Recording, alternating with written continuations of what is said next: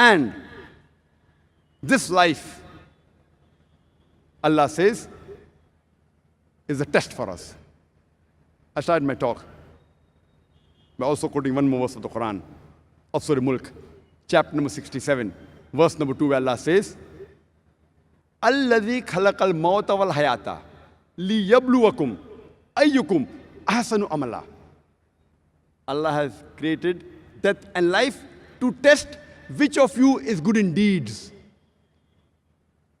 Allah has created death and life to test which of the human beings are good in deeds. So this life is a test for the hereafter.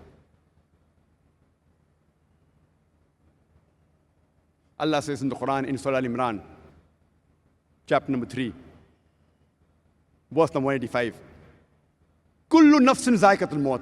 Every soul shall have a taste of death.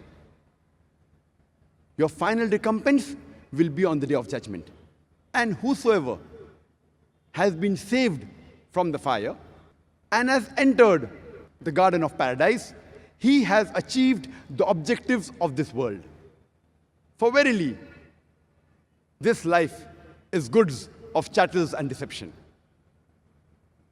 Allah says in the Quran, in Surah Baqarah, chapter number 2, verse number 155, be sure we shall test you with something of fear or hunger, or loss in goods or lives, or the fruits of your toils, and give glad tidings to those who patiently persevere. Allah subhanahu wa ta'ala has created this life for us and death as a test, to test which of the human beings is good in deeds. And surely Allah will test you with fear, with hunger, with loss of goods, with loss of life, and what you have earned in your full life, the fruits of your toils. He will test different people in different ways. Verse number 71, that Allah subhanahu wa ta'ala bestows His sustenance more freely on some of the human beings as compared to others.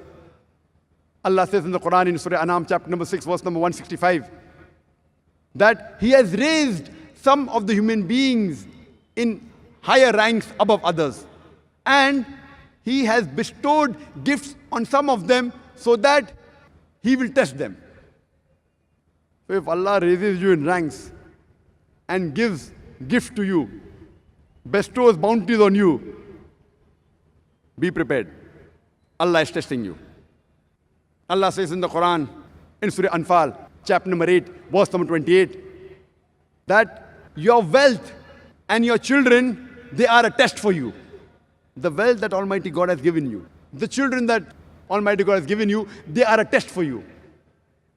Allah says in Surah Munafiqun, chapter number 63, verse number 9, let not the love of your wealth and children take you away from the remembrance of Allah subhanahu wa ta'ala.